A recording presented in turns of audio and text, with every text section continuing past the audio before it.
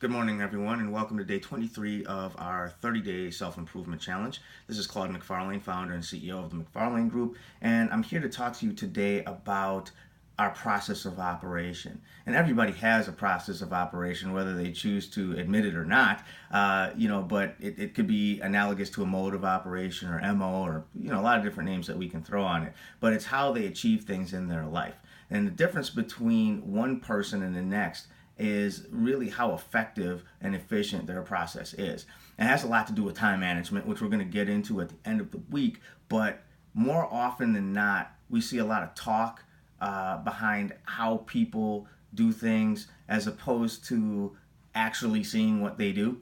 But again, what differentiates one person's process from the next? What sets apart, actual results we see versus the talk about it? There are a lot of factors, truly.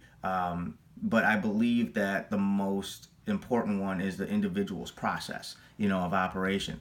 And from my experience, I've learned and ultimately developed a system that serves as a fundamental process for me that I'll share with you. It helps me to effectively and efficiently operate. Consists of about 3 stages: mode of preparation, mode of operation, and mode of execution.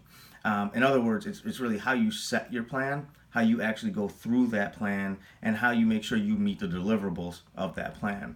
Now, mode of preparation is all about the work that you do beforehand. This is prep work. This is the stuff you do before you even lace up your sneakers, right? You got to establish the phases of this process and the milestones within it.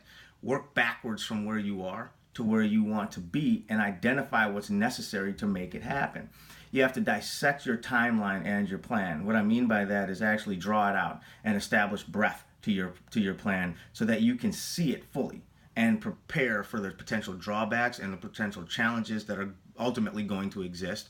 And you have to know yourself and when you're going to get tired, when you're going to run into some of those challenges. So train yourself ahead of time in anticipation of those, what we call our dips, in our process. Mode of operation means that you're doing the work. You're actually going through the motions, you're checking things off the list, and you're moving through the plan. This is the actual process, and it is a journey as well. And you have to trust it, is the hard part. And, my mentor, Nick Dillon, has hammered me time and time on this so much. And he says that there's times when I'm impatient and I do want to jump the gun sometimes. And he reminds me of the preparation I did beforehand. And he asked me straight up, he says, what was the point of doing all of that work that you've established on how you're going to operate if you're not going to have the stones to stand by it and live by the process? And at that point, I usually shut up. I usually am very quiet, right? Because it's true. Why would you go through all of this work and tell yourself what you're supposed to do and then not do it, right? So you have to utilize some of the other lessons that we've gone through in our self-improvement process, like being patient, not perfect, but patient, embracing the pain that's going to come along the way, doing what you say and doing what's hard. These are all principles that tie together that help us in the process of our operation.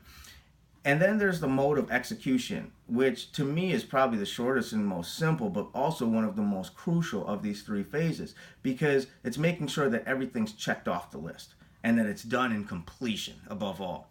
Fulfilling aspects of the task, you have to dot the I's, you have to cross the T's. This is a simple stage because it consists of black and white. Yes or no, 0 or 1. You either did it or you didn't. Execute is the point of this stage. Execute. And an example is back in my sales days where, you either got a purchase order or you didn't. All the prep work you did, all the qualifying you did, all the specialists coming in and all the meetings you had with the C level and user level and technical level, all that stuff. It's great. But if you didn't get a PO, then that means you didn't meet your quota, which means you're not going to get paid. And now all of a sudden you're thinking about the value of your job. And nobody wants to be in that situation. It all really comes down to making sure that you execute in the process of your plan.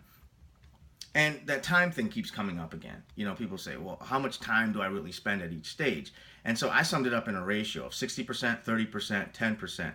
And prepping by far is the most important. That's what takes up the 60%, and the other percentages are respective to the stage. And I think I heard a quote from Abraham Lincoln one time that said, if you give me 6 hours to cut down a tree, I'm going to spend 4 of them sharpening the axe. And I actually, because the nerd in me actually did the math as if I needed to, right? 4 divided by 6, or 6 divided by 4, actually comes out to 66%. So it really just emphasizes even further how important preparing is in this 3-stage process of your operation.